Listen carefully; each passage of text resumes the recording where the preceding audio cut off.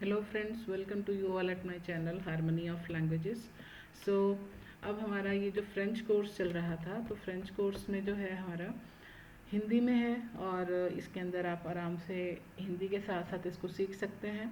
तो इसकी पिछली वीडियोस में हमने जो पढ़ा था वो हमने पढ़ा था अल्फ़ाबेट्स के बारे में, थोड़ा जो है कौन से कॉन्सोनेंट को यूज़ प्रोनाउंस करना है कि नहीं करना। फिर हमने पिछला जो हमारा डे 3 था, दैट इज़ लैक्सा मार्क्स, एक्शन मार्क के बारे में था कि कौन कौन से एक्शन मार्क हम यूज़ करते हैं। ठीक है, अब उसी का ही कंटिन्यूड पार्ट है और एक्शन मार्क का ही पिछले में हमने 3 पढ़े थे। अब ये जो हैं अगले नेक्स्ट आने वाले हैं।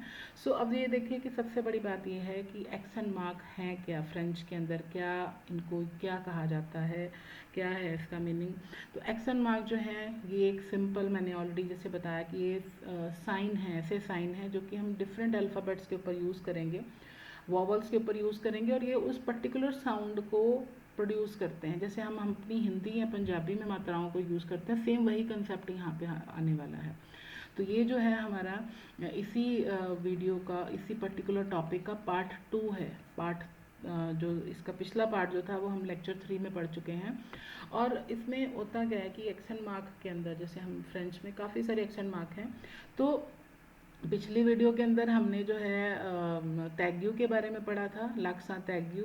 फिर उसके बाद हमने लक्सा ग्राफ के बारे में पढ़ा था। फिर उसके बाद जो है हमने सरकमफ्लेक्स, ऐसे जो साइन लगा होता है उसके बारे में पढ़ा था। अब हम इस वीडियो के अंदर पढ़ने वाले हैं जो है लात्रेमा।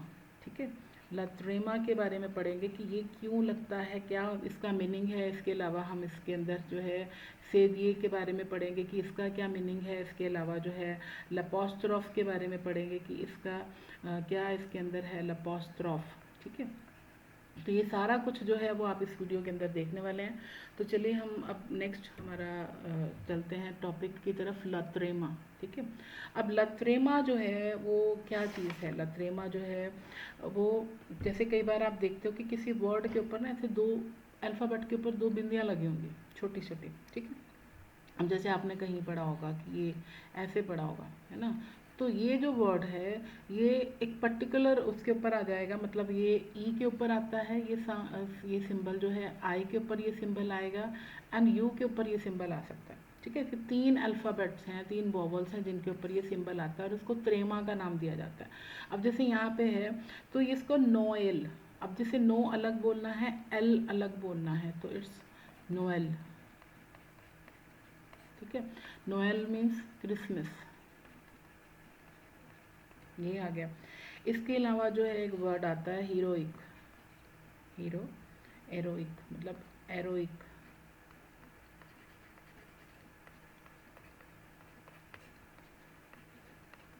ये होता है कि जैसे कोई चीज़ बहादुरी वाली चीज़। अब देखिए पिछले में आपने ये एतैग्यू के बारे में पढ़ा था, तो एरोइक का हो गया, एरोइक साउंड, है ना।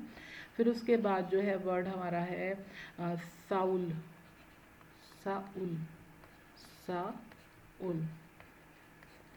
साउल मीन्स जो है इसका मतलब है ये सातिल, सातिल मीनिंग आता है इसका। तो ये बेसिकली क्या है कि ये जहाँ पे इन दो, किसी भी साउंड के ऊपर, किसी भी सॉरी अल्फ़ाबेट के ऊपर ये जो है आ गए, जैसे इन ए ई आई ओ के ऊपर, तो उसको हमने नाम देना है त्रेमा। त्रेमा, यहाँ पे मैंने थोड़ा गलत लिख दिया, अल्फ़ा उसमें है टाइपिंग, तो इसके ऊपर भी ऐसे लाइन आते, तो त्रेमा। ठीक है, फिर उसके बाद जो हमारा नेक्स्ट जो है दैट इज़ लार्ज सेदिए। अब सेदिए जो है, अब ये कहाँ पे यूज़ होता है, ये हमेशा सी के नीचे कैसे छोटा सा साइन आपको नज़र आएगा, तो इसको जो है सेदिए बोलते हैं। अब जैसे फॉर एग्जांपल आपने लिखना है गार्सों, गार्सों मीन्स जो है वो फ्रेंच में लड़के को कहा जाता है गार्सों, तो इसके नीचे ये साइन आ गया। ठीक है, तो इसका मीनिंग है बॉय। तो गार्सों लाइक लेसों, लेसों जो है वो लेसन को कहा जाता है। तो इसमें आपको ये ध्यान में रखना है कि जो से दिए है वो हमेशा सी के नीचे इस वर्ड को लिखा, ऐसे मात्रा आएगी, एक्शन मार्क आएगा, और ये हमेशा स की साउंड को प्रोड्यूस करता है। इट्स वेरी वेरी इंटरेस्टिंग, मतलब आप देखना इसको कहीं पे भी। अब जैसे पहले तो होता है ना, हम लोग इसको ऐसे पढ़ते हैं, बट जब कोई चीज़ को हम समझ लें तो वो चीज़ हमें नज़र आए तो वो एकदम से कंसेप्ट बैठ जाता है दिमाग के अंदर। तो ये चीज़ बड़ी इम्पॉर्टेंट है। और मैंने अभी तक काफ़ी सारी वीडियोस देखे तो उसमें ऐसे नहीं बताया जाता, ठीक है। सो आप इसको ध्यान से पढ़िएगा कि क्या इसका रूल है कि सी के नीचे ये आ गया वर्ड तो स की साउंड इसने देनी है। फिर उसके बाद जो इसको से दिए बोलते हैं, ठीक है। फिर उसके बाद हम नेक्स्ट बात करते हैं लपास्ट्रॉफ। लपास्ट्रॉफ जो है इसमें अब यही लपास्ट्रॉफ जो इसी चीज़ को रिप्रेजेंट करेगा। जैसे मैंने पीछे भी बताया था कि यहाँ पे अक्सा है तो ये ऐसे बीच में अपोस्ट्रोफी डाल देते हैं, क्यों है। अब देखिए ये जो साइन है ये ए ई या आई, अगर कोई एक वर्ड के बाद दूसरा इससे शुरू हो रहा है तो बीच में आप लपोस्ट्रोफ डालते हैं। अब जैसे फॉर एग्जांपल या फिर एच से कोई मीनिंग कोई बात शुरू हो रही है, ठीक है।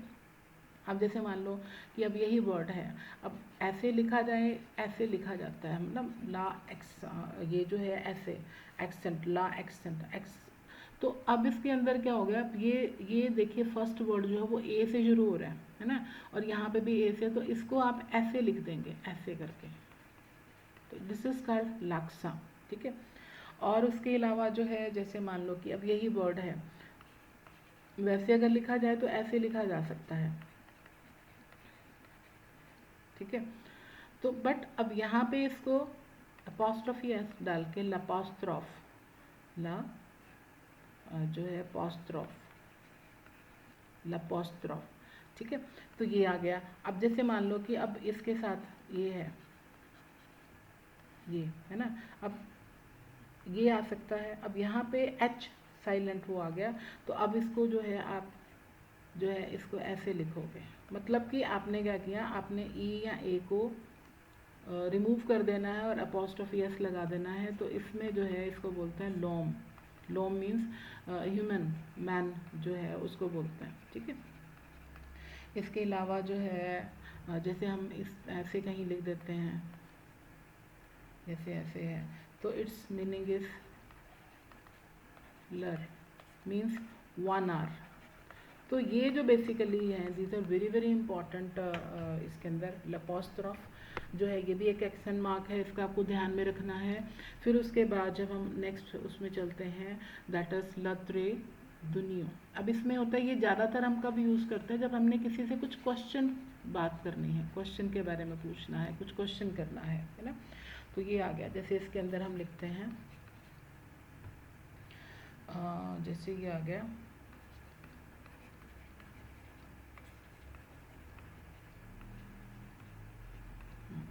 अब देखिए जब भी किसी से क्वेश्चन कोई पूछेंगे तो ये बीच में हाइफन, मतलब it is represented by this hyphen, hyphen से आप इसको रिप्रेजेंट करेंगे। तो इसका मतलब है आवेदु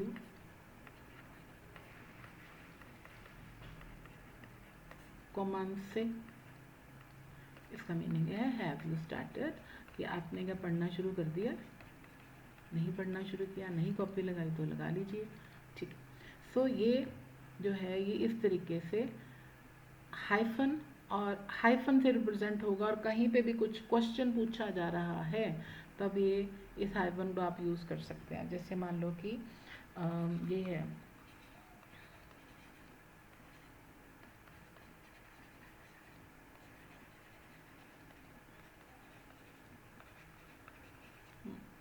अब देखिए यहाँ पे जो है आपने हाइफन यहाँ पे लगाया, मतलब ये जब हाइफन बीच में आ गया ना, इट मीन्स कि you are asking a question to someone, है ना।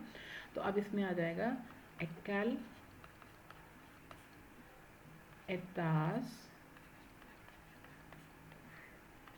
जाबिते जाबितेवु, that is on which storey do you live. इसका मीनिंग है on which storey do you live, कि आप कौन सी मंजिल पे रहते हैं, on which storey do you live. तो हो क्या रहा है, मतलब सारा आप स्पेलिंग भी सीख रहे हैं प्लस इसके बाद फ्रेजेस भी बनाने सीख रहे हैं, तो इस तरीके से आप इसको समझ सकते हैं। तो ये हो गया हमारा ये जो है लास्ट वाला एक्शन, दैट इज लत्रे दुनिया। तो अब इसमें जो है ये इससे अगर आपने पिछली वीडियोस देखी हैं तो उसके अंदर भी हमने एक्शन मार्क को डिस्कस किया था। तो ये जो है इट्स माय लेक्चर 4। अब हमने नेक्स्ट वीडियो के अंदर, जो हमारा नेक्स्ट वीडियो आ रहा है उसके अंदर हमने बहुत ही एक इम्पॉर्टेंट चीज़ पढ़नी है, दैट इज़ लिहाजों। ये जो है that is very very important, तो मिस मत करिएगा कि हाँ भी ये क्या है, ये तो नेक्स्ट उसमें वीडियो में पता चलेगा, बट ये है कि इसके अंदर मतलब मैं इतना मैं बता देती हूँ कि इसके अंदर जो है आपने किसी वर्ड को जोड़ना है। अब जैसे ये चीज़ है, ये कैसे जुड़ी, क्या रूल है इसका, आविज़ू है ना, क्यों इसको जोड़ा गया, यहाँ जहाँ पे ये जो ज़ाबिते, इसको कैसे जोड़ा गया, क्या है, ये सारा कुछ जो है आपने नेक्स्ट वीडियो के अंदर पढ़ना है। तो नेक्स्ट प्लीज़ मिस मत करिएगा। और ऑलरेडी आपका नोटबुक चल रहा है। So thank you very much, मेर्सी बोकू।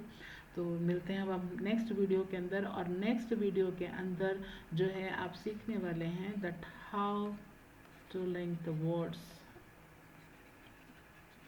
अब वर्ड्स को कैसे लिंक करते हैं, और वो टॉपिक होगा लियाज़ों।